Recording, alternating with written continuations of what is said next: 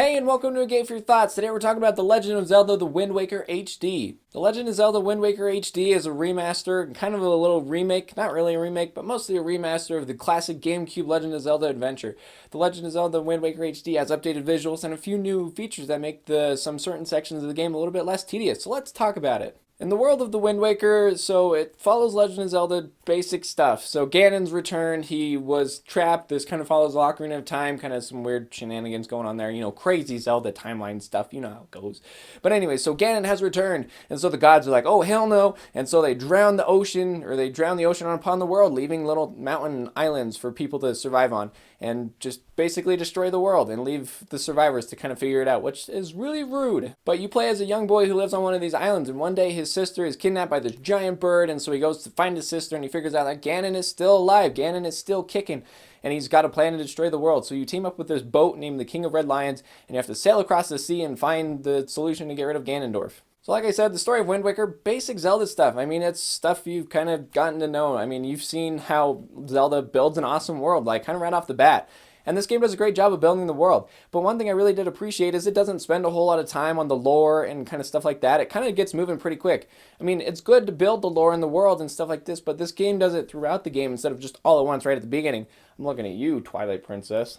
But overall, the whole adventure this game takes you on is incredible. It's really fun, and I love the charm in this game. It's so charming. It's got like this fun sense of humor in the writing. The characters you meet are wacky, funny, and they just all have really cool personalities. And just there's spirals on everything. Everything has spirals. It's crazy. But this game has a really good flow. One thing I really love is it tells the story it wants to tell. I mean, it's not like anything too crazy. I mean, it's a Zelda story. It never gets crazy. But it tells the story it wants it to tell, but still lets the game play. Like I said, certain Zelda games, Twilight Princess, can really tell too much story and kind of hinder the gameplay because it just doesn't have a good pace. There's too much story. And I feel like Wind Waker really strikes this perfect like equilibrium between story and gameplay. This game has basic Zelda formula. I mean, you have a big open world to explore. There's lots of dungeons, monsters, and secrets all over the place for you to find and explore, and I really like this. I mean, it's just basic Zelda stuff. The biggest thing that makes Wind Waker different is the way you get from place to place.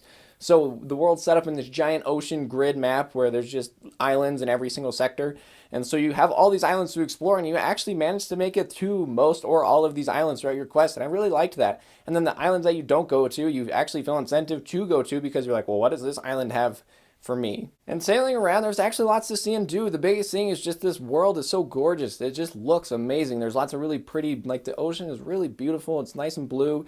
There's lots to see and do. Like I said, there's all these islands and all of them have something for you to see. There's not an island on here that's just a waste of your time. It all has something for you to see and explore, and I really appreciated that. There's lots of cool monsters, pirates, and just different things for you to see and explore in this world. So it's a pretty awesome world to explore, and I really loved it. One thing that did get annoying about sailing all around, at first it was annoying, but they managed to fix it with an item thanks to the HD version, is actually waking the winds was pretty annoying. At first it's fun, you're like, wow, cool, I gotta use my little Wind Waker and wake the winds. It's the name of the game, the Wind Waker. And that actually ends up being the most annoying thing, which is kind of weird because that's literally the name of the game, is the Wind Waker. But I found waking the winds to get kind of tedious, but thanks to the Swift Sail, I was able to fix this problem. And I feel like that's most of my problems with this game, is there's a lot of really tedious things. I mean, the Triforce quest. But the HD version, they've added a lot of things that really fix this, and I really appreciated it. I mean, there's still a tad bit of tediousness here and there, but all in all, a lot of these problems get fixed kind of later down the line thanks to additions to the HD remaster or items or things that you pick up, and it was really nice. The dungeons you see and explore in this game are actually really cool. I love the aesthetic of each of them. They all have a really cool aesthetic that I actually enjoyed seeing the differences between each of them. And they all end with a boss fight that is exciting and fun. I love the boss fights in Wind Waker. I mean, the bird fight in the Forsaken Fortress is probably my favorite Zelda fight. I just really like that one. It's very exciting and it's cool. And all the bosses just happen to have really cool like little quirks to them. They're all really fun to kind of figure out how to defeat them. And a lot of them you're actually going to play again later on at the end of the game, which was cool because it was like, that was a really fun fight. Now I got to do it again, and I'm just fine with that. One of my most favorite things about Wind Waker is the puzzles. At first, they might be a little challenging. Your very first time through, you might, okay, I got to kind of think about it. But several playthroughs afterwards, you know the solutions, but they're still fun to solve. It's just very fun puzzle solving that I enjoy. It's fun to solve these puzzles. They're not too difficult. None of them are like you're not going to be sitting there for hours trying to figure it out. They're all pretty not straightforward, but they're pretty easy to figure out, and I really like that, as it just kind of helped keep the pacing. It kept it really good. You're not sitting there trying to find everything you can in a room just to solve one puzzle. No, that'd be so boring and lame, but this game does a great job with its pacing and having good fun puzzles that never really slow you down. Like I said, graphically, this game looks great. The blues of the ocean are really gorgeous. The character models were fun and cartoony. I love the cel-shaded art style. It really gives this game a really fun charm. And this charm is what I think makes Wind Waker my favorite Zelda game personally. I love the charm of this game. It's just so fun, relaxing. The adventure you go on is incredible. I love this game. It's really, like I said, it's my favorite Zelda game. There are a few things here and there that are a tad tedious at first, but having to get fixed thanks to items later on in the game. That made it really nice. But all in all, you go on a fantastic Zelda adventure. It tells a fun story that lets the game play. That's the thing I love the most about it, is it tells the story, but it lets the game play. It doesn't overcrowd you with story and you're just sitting there skipping through dialogue for 5 hours. Sometimes, yeah.